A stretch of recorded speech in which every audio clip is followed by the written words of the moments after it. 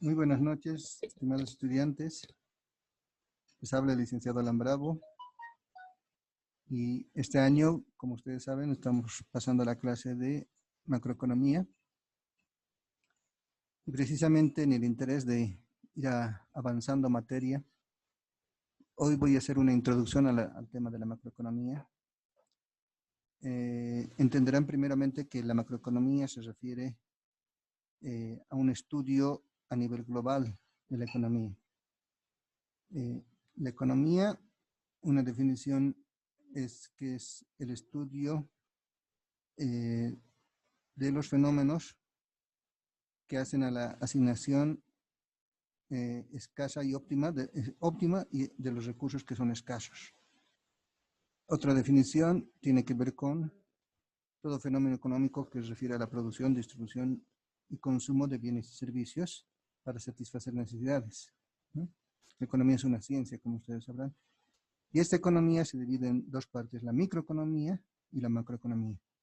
La microeconomía se refiere a la parte donde se estudia el comportamiento de las unidades económicas individuales, que son empresarios, familias o hogares, que son los consumidores, y los trabajadores, que también son otra unidad económica individual. Pero a nivel macroeconomía se estudian las variables a nivel agregado, a nivel global. Entonces se ve la economía de un país, por ejemplo, ¿no? Variables como el Producto Interno Bruto, el desempleo, variables como la inversión pública, la tasa de inflación, son importantes para este análisis de la realidad económica de un país. Y entrando en materia, el primer capítulo introductorio se llama La ciencia de la macroeconomía, y es precisamente para dar un vistazo de lo que trata la macroeconomía. Entonces, he sacado esto del libro de Mankiw, Macroeconomía de Gregory Mankiw, para que puedan ustedes consultar después. También ya les he enviado las respectivas diapositivas. Algunos de ustedes han presentado el resumen. La idea es esto, o sea, estamos retomando la materia y ahora sí les voy a pedir, digamos, que presenten los dos resúmenes del capítulo 1 y capítulo 2 de la materia de macroeconomía. Hoy es lunes, entonces les voy a dar una semana de plazo, el próximo lunes, para que puedan presentar los dos resúmenes. Les voy a volver a enviar para que todos tengan las diapositivas. Entonces, en este primer capítulo de la ciencia de la macroeconomía, vamos a hablar, bueno, primero los objetivos de la materia de este capítulo. Tiene que ver con los temas que estudian los macroeconomistas, las herramientas que usan los macroeconomistas, algunos conceptos importantes en el análisis macroeconómico. Como les decía, la macroeconomía es el estudio de la economía en su conjunto. Intenta responder preguntas como ¿por qué el costo de vida continúa incrementándose? ¿Qué es el costo de vida? ¿Cómo se mide el costo de vida? Mediante la inflación, el incremento de los precios. ¿Por qué hay millones de personas sin empleo, aun cuando la economía se encuentra en expansión? Entonces, habla ahí del desempleo. ¿Qué causa las recesiones? Las recesiones es el decrecimiento de la economía. Cuando la economía, en vez de crecer, ¿se acuerdan del crecimiento de la economía años pasados? Decían 3.5%, 4.5%, 4.2%. Bien, cuando la economía entra en recesión es cuando comienza a decrecer, es decir, tasas negativas, decrece a menos 1%, menos 2.5%. El 2008, la economía mundial entró en recesión, decreció a tasas de menos 1%. Estados Unidos decrecía a tasas de menos 2%. Bolivia no entró en recesión, creció, sin embargo, una tasa de 2.5%. ¿Puede el gobierno hacer algo más para combatir las recesiones? Es una pregunta que se hacen los analistas económicos. ¿Debe hacerlo? Esas son parte de las preguntas de la macroeconomía. Otras preguntas que se puede hacer es, ¿qué se entiende por déficit presupuestario del gobierno? El déficit es la diferencia entre ingresos menos gastos. Los ingresos provienen de los impuestos y el gasto es el gasto público, la inversión pública que realiza el gobierno. Cuando los ingresos son superiores a los gastos, hay superávit presupuestario. Cuando los gastos son superiores a los ingresos, hay déficit presupuestario. ¿Cómo afecta a la economía el déficit presupuestario? ¿Por qué algunos países tienen un déficit comercial tan grande? Es otra de las variables importantes. El déficit comercial se refiere a la diferencia entre exportaciones e importaciones de un país. Lo que exporta es lo que vende, los bienes y servicios que vende a otros países, y lo que importa son los bienes y servicios que compra de otros países. Entonces el déficit comercial se da cuando las importaciones son mayores a las exportaciones. ¿Por qué muchos países son pobres? Es una pregunta también muy interesante, porque en realidad antes la pobreza no se veía como una variable propia del campo económico. Algunos pensaban que la pobreza era una variable más social. No se le daba tanta importancia. Bueno, ahora es parte del estudio de la macroeconomía. Y empezamos ahora por hacer algunos análisis gráficos de la situación de la economía. Igual vienen del libro de Manquio, aunque ha aumentado algunos datos de la economía de Bolivia. Pero miren este dato interesante. En 1929 se ha presentado la primera gran depresión a nivel mundial, ¿no? Depresión es una situación todavía mucho más grave que la recesión. La depresión es cuando por tiempo permanente, 3 meses seguidos, la tasa de crecimiento es cada vez más negativa, ¿no? Decrece la economía 3 meses seguidos. Estados Unidos entró en 1929 en una gran depresión, ¿no? Que obviamente tuvo un efecto en otros países del mundo, ¿no? En Europa, etc. Después de este 1929, años después, en 1939, se inicia la Segunda Guerra Mundial, ¿no? Precisamente tiene consecuencias económicas, o sea, tiene razones económicas también la Segunda Guerra Mundial, ¿no? ¿Ustedes saben cuándo se realizó la Primera Guerra Mundial? ¿Qué año se inició? Sí, exacto, 1914 a 1918, ¿no? Pierde Alemania la Primera Guerra Mundial, y ante la pérdida de Alemania de la Primera Guerra Mundial se suscita un tema de reparaciones de guerra que le imponen Francia, le impone Inglaterra, para que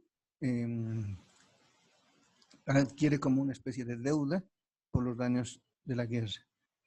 Estos son excesivos, esos son cobros excesivos, incluso llegan Francia a apropiarse de las minas de carbón, es decir, todo lo que se explotaba en Alemania en sus propias minas tenía que ser dado a los franceses. Entonces, esta situación generó una crisis en Alemania, una histórica hiperinflación del 20.000%. Esa histórica hiperinflación deriva en una gran crisis, y esta situación de crisis fue también aprovechada por Hitler, que buscó la forma de, decía él, recuperar la Alemania, ¿no? Para los alemanes. Ahí se da el nacionalismo. La Segunda Guerra Mundial. Después viene otro acontecimiento histórico, la crisis del petróleo, la primera crisis del petróleo, que es justamente, miren, ahorita estamos viviendo algo similar. En esos años, la crisis del petróleo se presentó por la subida del precio del petróleo. Y la subida del precio del petróleo determinó que hubo una crisis mundial, porque al subir el precio del petróleo subió el precio de la gasolina y de muchos bienes. Es la situación entonces. La otra crisis es la segunda crisis del petróleo. Todo esto en la década del 70. Y otros acontecimientos históricos que marcaron. Y miren, a pesar de eso, la línea roja marca la situación del crecimiento y el decrecimiento, ¿no? Pero la tendencia siempre ha sido creciente. A pesar de las crisis, el PIB per cápita real de Estados Unidos siempre ha sido crecimiento, ¿no? El PIB per cápita real de Estados Unidos siempre ha estado en crecimiento. ¿Eso qué quiere decir? Que el ingreso real de las personas en Estados Unidos ha ido creciendo, ¿no? Hasta llegar para el año 2000 y algo, a unos aproximadamente $37,000, se entiende por habitante, ¿no? Bueno, pasemos a otro gráfico. En el siguiente gráfico vamos a apreciar otra variable importante, que viene a ser el PIB per cápita de Estados Unidos. Bueno, este es su crecimiento, pero ya en cifras concretas, ¿no?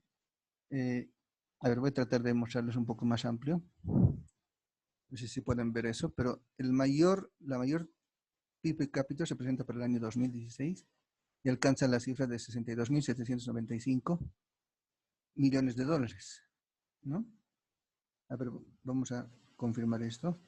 Si no, estos son billones de dólares, ¿no? Son billones de dólares. Entonces, 62,795 billones de dólares. Después tenemos otra diapositiva que habla del PIB per cápita de Bolivia. O sea, miren un poco la diferencia. Esto estoy para no entrar en polémica, pero estos son los datos entre 1992 y 2005. El PIB per cápita en Bolivia empezó en $788 y llegó a $1,034 hasta el 2005. Es decir, que en este periodo creció aproximadamente, si se fijan, 788 son aproximadamente $246, ¿no? En 95, más o menos unos 13 años, 13 a 14 años, creció en $232, un poco más, $244, ¿ya? Después de esta situación, el PIB per cápita, repito, es el PIB real, es decir, el ingreso nacional, toda la producción de un país, dividida entre la población, ¿ya? Dividida entre la población.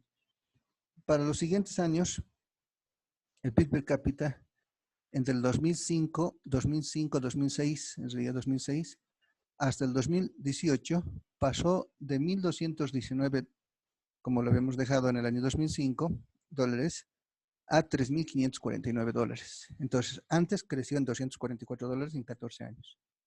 Ahora creció, si ustedes hacen la cuenta, 3.500 menos 1.200 son más o menos $2.300 de diferencia, ¿no? Casi $2.350 de crecimiento, ¿no? O sea, 246 en esos anteriores 15 años y ahora $2.300. Es decir, la producción alcanzó niveles muy, muy importantes, ¿no? Muy importantes, ¿ya? Si hacen la cuenta nada más, o sea, 2.400 sería el doble, ¿ve?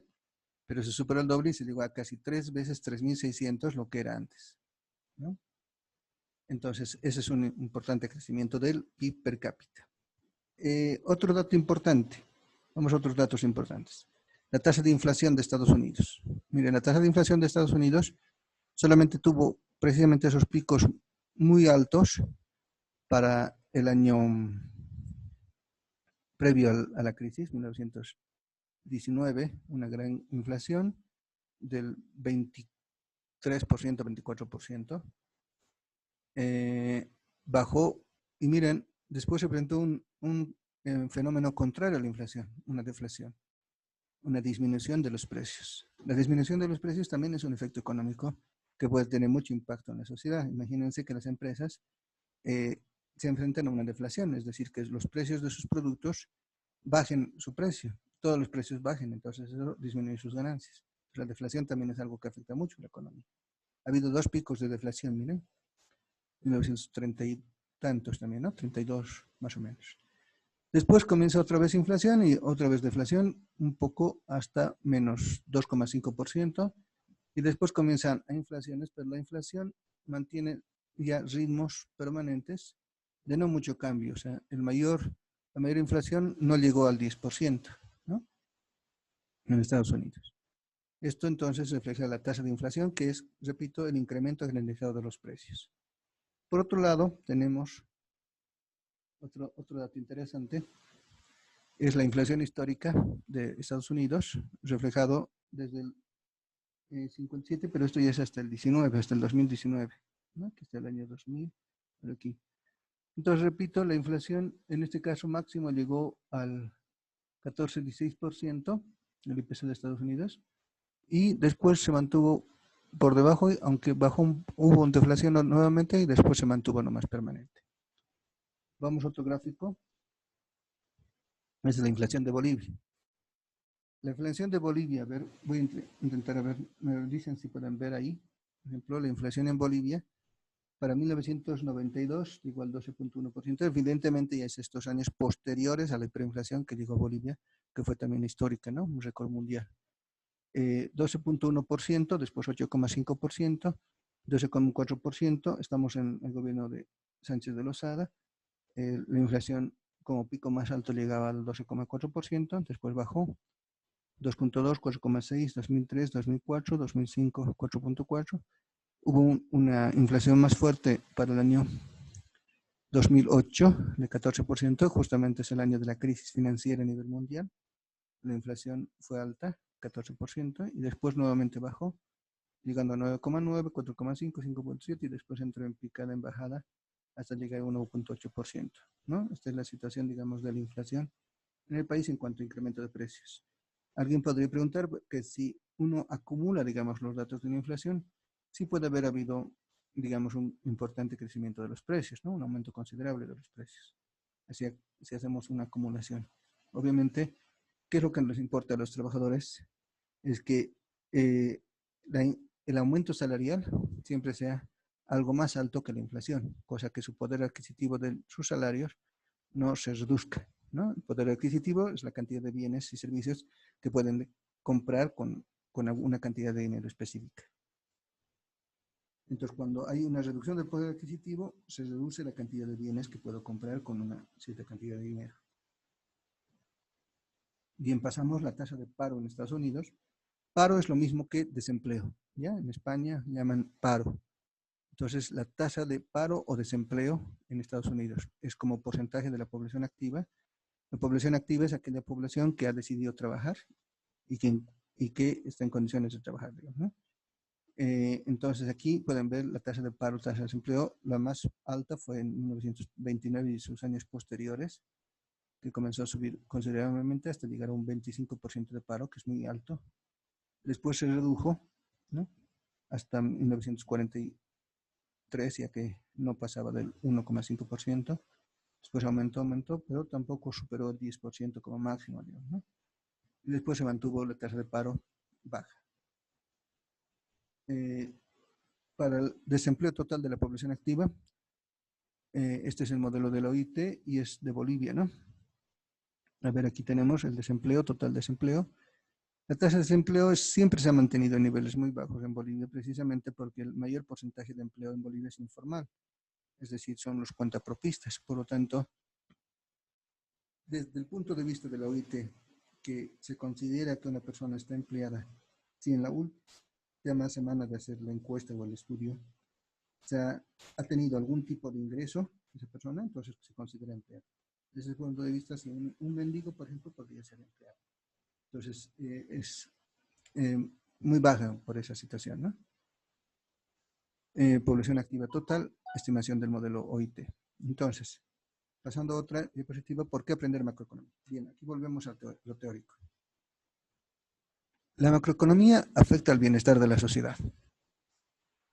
Entonces, esa parte es bien importante. Si la macroeconomía afecta al bienestar de la sociedad, estamos diciendo, por lo tanto, que ese bienestar de la sociedad puede constituirse en una variable política.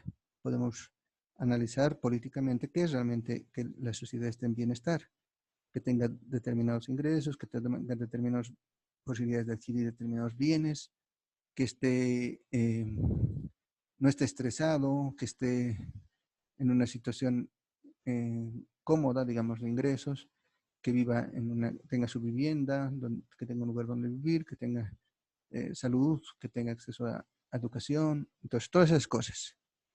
Y cuando no hay bienestar, cuando precisamente la gente está estresada, está muy depresiva, ¿no?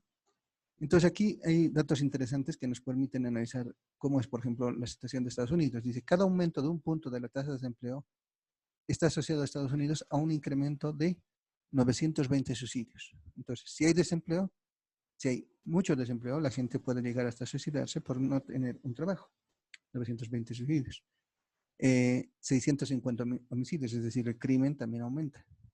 4.000 personas admitidas en instituciones psiquiátricas, aumentan los que padecen enfermedades mentales. 3.300 personas enviadas a prisión, aumenta la cantidad de presos en las cárceles. Es decir, por ejemplo, que este es un dato interesante, ¿no? Estados Unidos es una de las poblaciones uno de los países que tiene una mayor población carcelaria per cápita, ¿no? O sea, la mayor población mayor población proporcionalmente que es la que tiene Estados Unidos, ¿no? Ocupa uno de los primeros lugares. Son 37.000 muertes, digamos, aumento de la violencia doméstica, aumento de la violencia familiar, intrafamiliar. Entonces, todos esos efectos, ¿no? Que si bien es cierto, cuando uno hace un plan de gobierno, evidentemente puede plantear solucionar el problema de empleo, solucionar el tema del mejoramiento de las condiciones de vida, ¿no?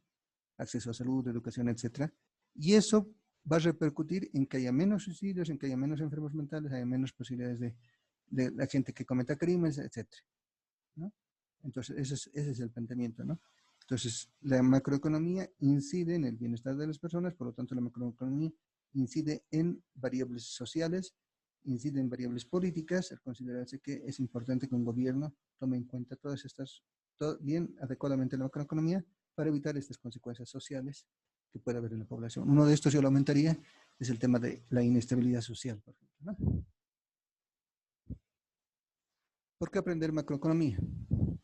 La macroeconomía afecta a su bienestar, decíamos, ¿no? Entonces, en la mayoría de los años de crecimiento de los salarios, disminuye cuando el desempleo aumenta, ¿no?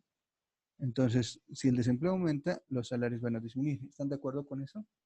Que significaría que si las personas, digamos, si hay un mayor desempleo, las personas que busquen trabajo y lo encuentren van a tener que aceptar el salario que les oferte el empleador, en este caso, ¿no? Entonces, como no hay trabajo, tengo la necesidad de aceptar el salario que me otorgan, ¿no? Entonces, ese es un tema, ¿no? Cuando hay desempleo, hay una situación también de que los salarios pueden bajar. Otro efecto importante también de la macroeconomía. ¿Por qué aprender la macroeconomía? La macroeconomía afecta a la política. El desempleo e inflación en años de elecciones. Fíjense, en Estados Unidos, datos bien concretos, ¿no? Cuando en Estados Unidos, 1976, la tasa de desempleo 7,7%, la inflación 5,8%. Estaba en el gobierno un presidente republicano y entró un presidente del Partido Demócrata, Jimmy Carter. ¿no? Para 1980, la tasa de desempleo es 7,1%, baja. La inflación sube al 13,5%, estamos hablando del gobierno de Reagan.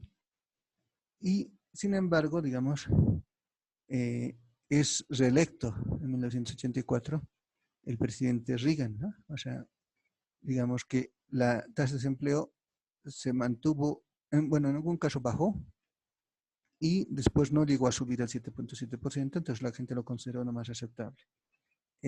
La inflación bajó a 4,3%, entonces estuvo respetable. En Estados Unidos solo se puede ser reelecto una sola vez, ¿no? Entonces en 1988 estaba gobernando el Partido Republicano, o sea, Reagan era del Partido Republicano, y para 1988 vuelve a ganar otro republicano, que es George Bush padre, ¿no? George Bush padre, que tiene en su tiempo un desempleo de 5,5%, o sea, baja el desempleo, y una inflación de 4,1%, baja la inflación. Para 1992, la situación, digamos, que enfrenta es, sube el desempleo a 7,5%, baja pero la inflación a 3%, y esa situación determina que en el siguiente año pueda ser reelecto Clinton y entra con un 5,4% de desempleo, baja el desempleo y 3,3% de desempleo. Para el 2000 nuevamente vuelve el Partido Republicano al poder y con el George Bush, esta vez hijo, ¿no? Entre el 2004 de desempleo, 3.4% de inflación. Aquí hay un dato que no se muestra en este cuadro, pero el déficit fiscal también ha sido importante en estos periodos. O sea, ha habido aumento del déficit fiscal en estos años de gobiernos de Bush, ¿no? 5.5% para el siguiente año de paro, de desempleo, 3.3% de inflación. Eso entonces, para que vean cómo los datos macroeconómicos pueden incidir en la política de un país determinado, ¿no? Bueno, vamos a ver ahora qué son los modelos económicos. Los modelos económicos son una versión simplificada de una realidad más compleja. Se descartan los detalles irrelevantes, son utilizados, o sea, en los modelos económicos es como una abstracción de la realidad. Para simplificar la realidad se la abstrae y se puede mostrar mediante imágenes, modelos matemáticos, las ecuaciones, mostrar relaciones entre variables, explicar el comportamiento de la economía en base a cuadros, en base a gráficos, en base a esquemas, llevar a cabo políticas para mejorar el funcionamiento de la economía. Entonces, todos esos son modelos económicos. Ejemplo de un modelo, oferta y demanda de automóviles nuevos. Muestra cómo varios factores afectan los precios y la cantidad de automóviles. Por ejemplo, aquí un mercado competitivo, cada comprador y vendedor es demasiado pequeño para afectar el precio. Hay muchos compradores y muchos vendedores. Entonces, la cantidad de demanda de automóviles que determina la demanda de compradores. Hay una demanda. QS es la cantidad de oferta de los productores, o sea, los que producen automóviles. El precio de los nuevos automóviles, ahí está P. Y es el ingreso agregado. Y precio del acero, un factor importante, una materia prima importante para la producción de automóviles. Entonces, esas son variables, ¿no? La ecuación de la demanda, la cantidad demandada depende del precio y del ingreso. Entonces, indica que la cantidad de automóviles que los consumidores demandan está relacionada con el precio de los automóviles y con el ingreso. Fíjense esto, si el precio aumenta, la cantidad demandada de automóviles va a disminuir. Si el ingreso aumenta, la cantidad demandada de automóviles puede también aumentar en este caso, ¿no? Porque si hay mayor ingreso agregado, la gente tiene más plata y va a poder comprar un automóvil. La digresión, notación general de una función, la cantidad demandada está en función del precio y del ingreso. Una función de la oferta en relación al ejemplo cuantitativo, por ejemplo, una ecuación 60 menos 10p más 2y. Bueno, no importa tanto la ecuación, sino que entiendan que la demanda depende del precio y del ingreso. El mercado de automóviles demanda, y es una curva de demanda, ¿sí? Una relación inversa entre precio y cantidad. Si sube el precio, la cantidad demandada va a bajar. La curva de demanda muestra la relación entre cantidad demandada y el precio con todo lo demás constante. Entonces, repito, la cantidad demandada, si sube el precio, si esto se hace cada vez más arriba, la cantidad demandada baja. ¿Ya? Esto es la oferta, ¿no? La curva de oferta es al revés. Muestra la relación entre cantidades de ofertadas y el precio con todos los demás constante. Cuando el precio de un producto, en este caso el precio de los automóviles, suben, las empresas automovilísticas lo que hacen es producir más, entonces eso hace que aumente la oferta. A mayor precio, mayor oferta. Porque obviamente los empresarios están interesados en que suban los precios de sus productos para que así ellos puedan vender más a mayor precio y obtener más ganancias. ¿Ya? El mercado de automóviles, este es el equilibrio, es un modelo entonces, el modelo de oferta y demanda es el equilibrio de mercado entre la oferta y la demanda en este punto de equilibrio, ¿no? La intersección de esas dos curvas.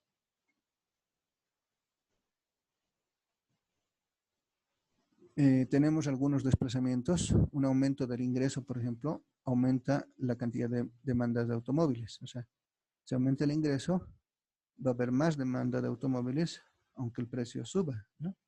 Porque tienen más ingreso las personas. ¿Ya? El